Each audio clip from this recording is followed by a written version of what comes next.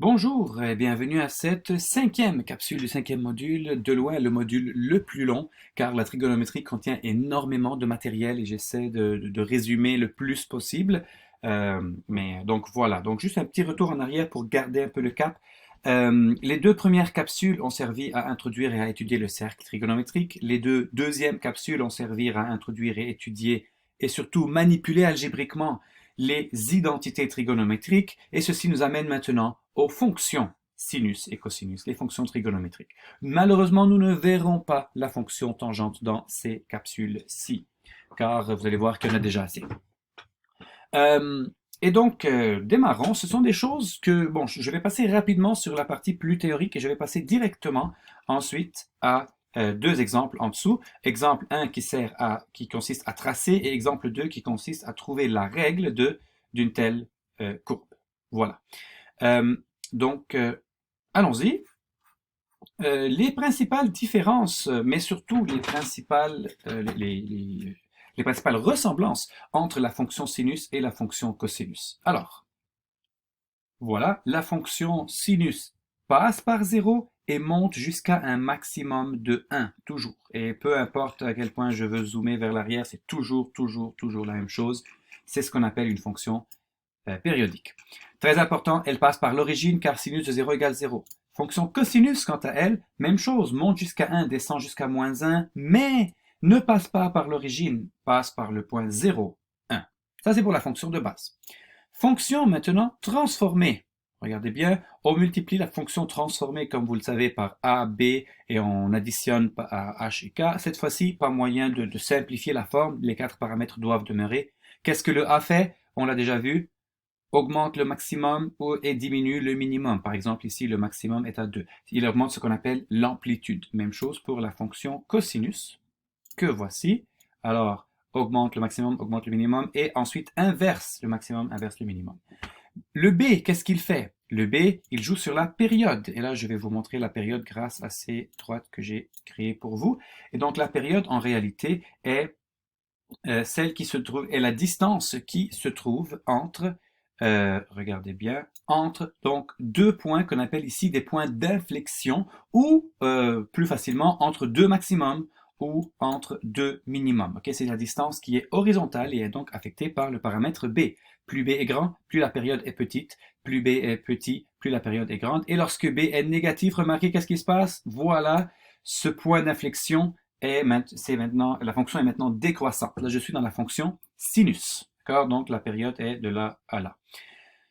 Fonction cosinus, quant à elle, la seule petite différence, c'est que, à nouveau, en fait, il n'y a pas de différence, tout simplement, en ce qui concerne la période. Cette fois-ci, j'ai représenté la période entre deux minimums, ou bien, si je mets un A positif, entre deux maximums. Voilà. Qu'est-ce qui modifie la période? Ben, c'est le paramètre B. Hein, et la période peut être calculée par 2π sur b. Euh, la seule différence qu'il y a entre la fonction sinus et la fonction cosinus, eh bien, c'est les paramètres h et k. Remarquez le h et k, qu'est-ce qu'il fait ici? Les deux translatent, bien sûr, mais le point hk en tant que tel dans la fonction sinus est un point de la fonction, c'est un point d'inflexion, alors que le point hk ici est plutôt, je vais le représenter ici, voilà, est plutôt un point qui n'est pas un point de la fonction. C'est le point qui est juste en dessous d'un maximum ou, si A est négatif, au-dessus d'un minimum. Et plus spécifiquement, on peut dire aussi qu'il est entre deux points d'inflexion. Okay, donc ça, c'est la principale différence entre un sinus et un cosinus. Mais autrement, sinus et cosinus sont la même chose. Maximum, minimum, même chose. On les trouve à partir de k plus a et k moins a. Alors, voilà. C'était une explication très brève, vraiment. Une explication qui aurait pris normalement peut-être un ou deux cours en entier, mais c'est ce que je peux faire ici dans une capsule. Donc, démarrons avec un premier exemple. Nous voulons tracer, oh, pardon, voilà. Nous voulons tracer la fonction dont la règle est ceci. Et pour ce faire, eh bien, de quoi est-ce que nous avons besoin? Nous avons besoin de toutes ces données-là. D'accord? Et une fois qu'on a ces données, ça va être facile à tracer. Alors, démarrons. Nous avons besoin de l'amplitude. Donc, l'amplitude qui est donc la distance entre la moitié de la courbe et la le maximum ou le minimum, c'est tout simplement la valeur absolue de A. Donc dans ce cas, c'est 3. Okay, je vais l'écrire ici à côté. A égale 3, B égale moins pi, H égale moins 1 et K égale moins 2.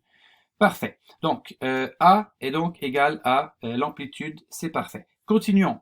La période maintenant, j'avais déjà dit que la période est, je vais vous le montrer, 2pi sur B, n'est-ce pas? Car le B agit sur la période qui est une distance horizontale, donc c'est 2pi sur la valeur absolue, car c'est une distance, la valeur absolue de B, donc 2pi sur pi, donc 2, ça c'est ma période. Donc, ça veut dire que la fonction va revenir à au même y chaque 2 unités. H et K, qui est, rappelons-le, un point, parce que là, nous avons une fonction sinus, est un point d'inflexion, donc entre un minimum et un maximum. Donc, 1 moins 2. Ok, je vais l'écrire. Point d'inflexion. C'est entre un maximum et un minimum. Finalement, qu'est-ce qu'il me faut? Il me faut le minimum et le maximum. Le minimum, c'est quoi? Ben, je pars de K. Alors, je rappelle ici que Y égale K est exactement au milieu de la courbe. En additionnant l'amplitude à K, j'obtiens le maximum et en soustrayant l'amplitude à K, j'obtiens le minimum. Donc, tout simplement K plus l'amplitude. K étant moins 2 plus l'amplitude étant 3, donc moins 2 plus 3. Mon minimum est de 1. Pardon, excusez, ça c'était mon maximum que je viens de calculer en fait. Donc, maximum. Mon maximum est de 1, alors que mon minimum, lui, est de K moins l'amplitude. On part du milieu de la courbe, donc à moins 2, Y égale moins 2, et on descend de 3, donc va être à moins 5. Voilà, j'ai tracé un plan cartésien. Maintenant, nous allons pouvoir toutes mettre cette information. Notez aussi que j'ai calculé la moitié et le quart de la période. Ceci est utile en particulier pour déterminer les bonnes graduations à avoir.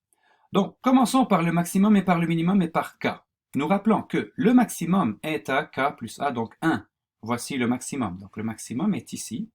Ma fonction ne va jamais, jamais dépasser ce maximum-là. D'accord? Je continue. Elle ne va non plus jamais dépasser ce minimum-là qui est à moins 5. Et elle va toujours, toujours rester exactement à y égale moins 2. Ça, c'est le milieu. Donc, si je fais ça comme ça, moins 2, c'est ici. Je fais la même chose, moins 2 est là. Voilà. Je vais le mettre plutôt pâle pour que ça n'entrave pas le graphique tantôt. Ensuite, le H et K, 1 moins 2. Alors, 1 moins 2, nous sommes là. Je répète, là je vais l'indiquer parce que ça c'est quand même une donnée importante. Moins 2 ici, donc 1 moins 2. Mon point HK est là, c'est un point d'inflexion. Est-ce que la fonction est croissante ou décroissante à ce point-là? Regardez bien, A est positif et B est négatif. Qu'est-ce que ça veut dire? Ça veut dire que F est décroissante en HK. Pourquoi? Car ça veut dire qu'il y a eu une seule réflexion, et je peux vous le montrer ici.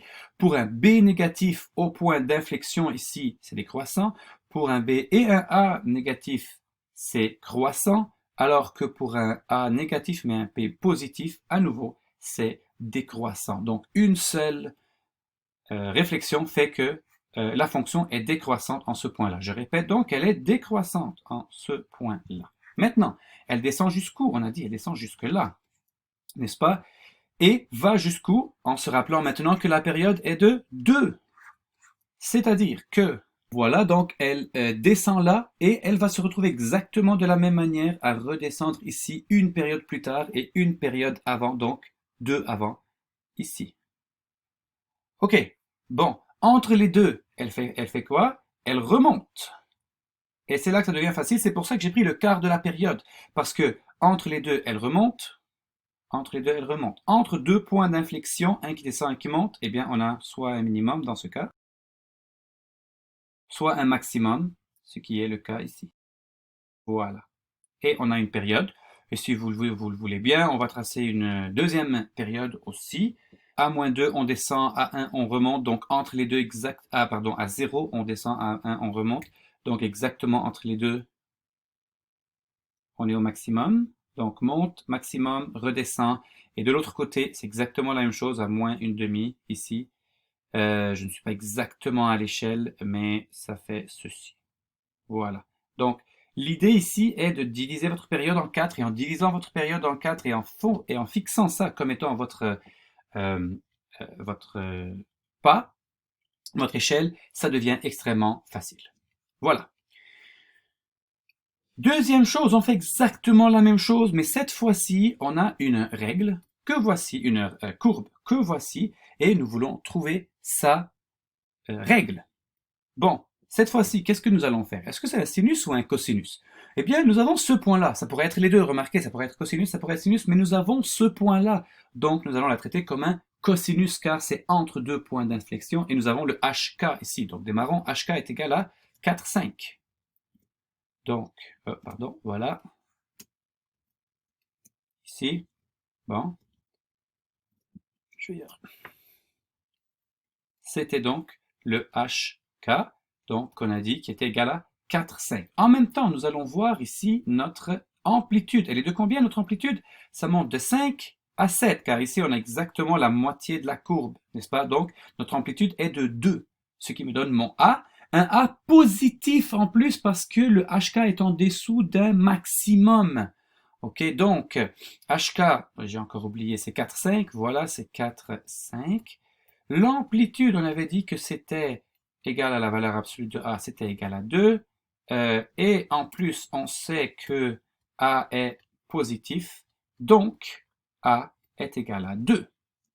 Et finalement, le B, pour ça, il faut trouver la période. Alors, la période est égale à combien? Allons la chercher. Pour chercher une période, bien, il suffit de passer d'un minimum à un autre minimum ou d'un maximum à un autre maximum, peu importe. Alors, on voit ici la graduation sur les X. Nous sommes ici à 1 et nous sommes ici à 7. Donc, 7 moins 1, c'est 6. Ça, c'est ma période. C'est aussi égal à 2 pi sur B. En valeur absolue, mais vous allez voir que la valeur ne change, que le signe ne change absolument rien dans une fonction cosinus. Donc, qu'est-ce que ça veut dire? Ça veut dire que je divise par 2 des deux côtés. Ça veut dire que j'ai pi sur B est égal à 3, et donc B est égal, là j'enlève les valeurs absolues, à pi sur 3. Et je fais extrait car je détermine un B positif. Dans un cosinus, on peut toujours dire que B est positif, car le B ne change absolument rien. Je vais vous le montrer ici. Disons B 3,6, regardez bien, je vais mettre B égale moins 3,6. Qu'est-ce qui est arrivé? Absolument rien, parce que c'est symétrique. Voilà, on y est presque, on a le A, on a le H, le K et le B, et voilà, c'est tout. Donc on peut écrire notre règle. Donc G de X est égal à A, donc 2, cosinus de, j'ai écrit K, mais le K en fait on l'avait trouvé, c'est 5, voilà. B, on avait trouvé que c'était pi sur 3, voilà. Et H, on avait trouvé que c'était 4x moins 4. Je termine en notant une petite chose très importante. Notre H, on a déterminé que c'était égal à 4, mais notre H aurait pu aussi être égal à 1 en inversant le A. Notre H aurait pu être égal à ce point ici, donc 7, 5, voilà. Et donc le H n'est pas une valeur unique. Le K, lui, est bel et bien une valeur unique. Voilà, donc beaucoup de matériel dans cette capsule. Je vous invite encore une fois à vous entraîner à tracer des graphiques et à trouver des règles dans les exercices que je vous laisse, car ce n'est pas chose qui est toujours facile. Donc voilà. Qu'est-ce que je peux faire en terminant? Juste vous rappeler que pour tracer, nous avons toujours besoin de ces informations-là, et pour trouver aussi la règle, nous avons besoin de ces informations-là. Et suivez donc cette stratégie. Nous nous retrouvons dans une prochaine capsule. Notre analyse des fonctions tire vers sa fin. Merci, au revoir.